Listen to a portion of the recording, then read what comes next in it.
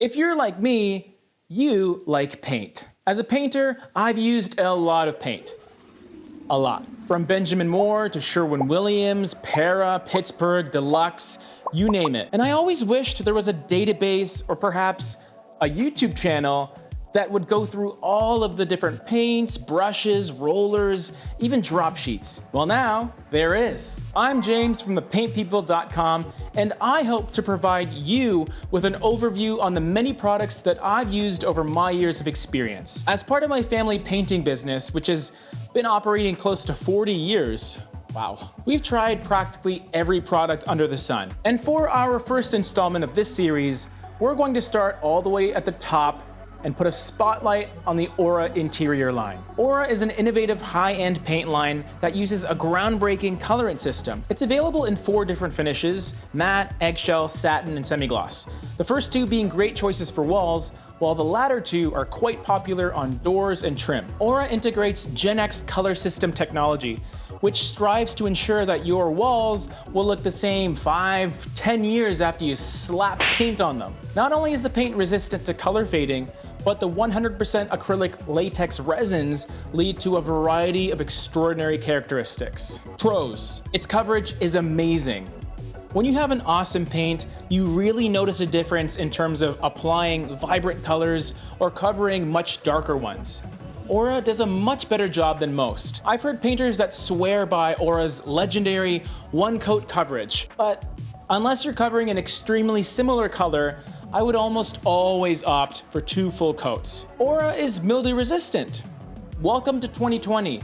You don't need a shiny pearl or semi-gloss finish for your bathroom walls anymore, because the entire Aura line is mildew resistant. A decade ago, you wouldn't dare use a matte finish in a bathroom, with a shower especially.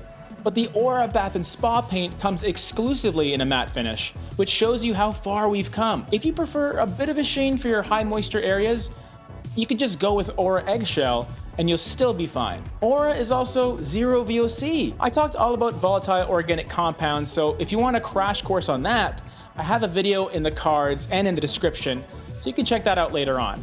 Essentially, VOCs are bad for the environment and also translate to strong smelling paint.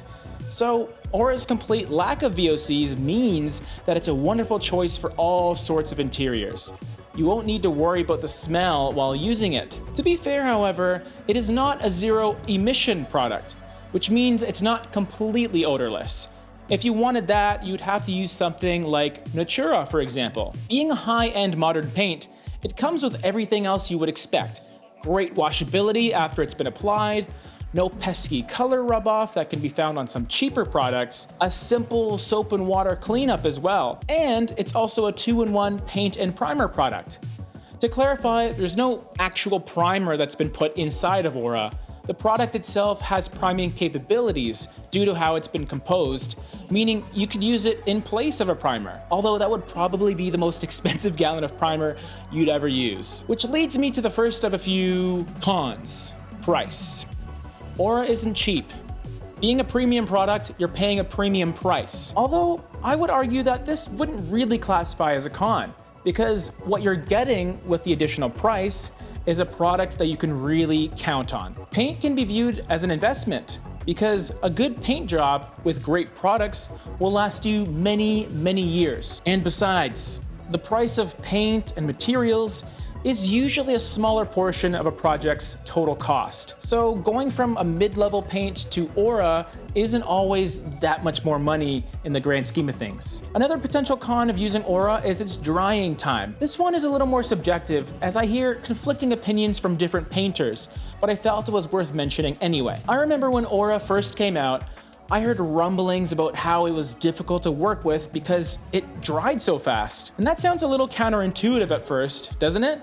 Shouldn't you want your paint to dry faster so you can finish quicker? Well, it turned out that some painters I talked to were so used to paints with higher open time,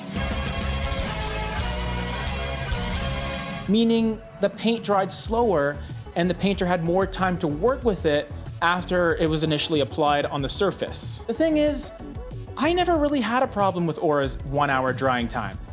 Sure, the experience using it was a bit different, that difference ended up making my workflow even more efficient. Because of how nicely it went on the walls, there was minimal reworking I needed to do. The more I trusted the product, the easier the whole process went. If you're one of those painters that still insists on using oil-based products on your trims, yes, you may have a bit of an adjustment period switching over to a zero VOC product like Aura. But for everyone else, I encourage you to give it a try for your next few projects. If you're looking for something high-end and for good reason, then Aura is a great choice for your interior projects. I like to view it as the Porsche of paint, because not only is a Porsche 911 beautiful to look at, it was also rated the most dependable car model of 2019. Quality is quality, and in Aura's case, the price is justified. For more information on Aura, you can check out our website down below.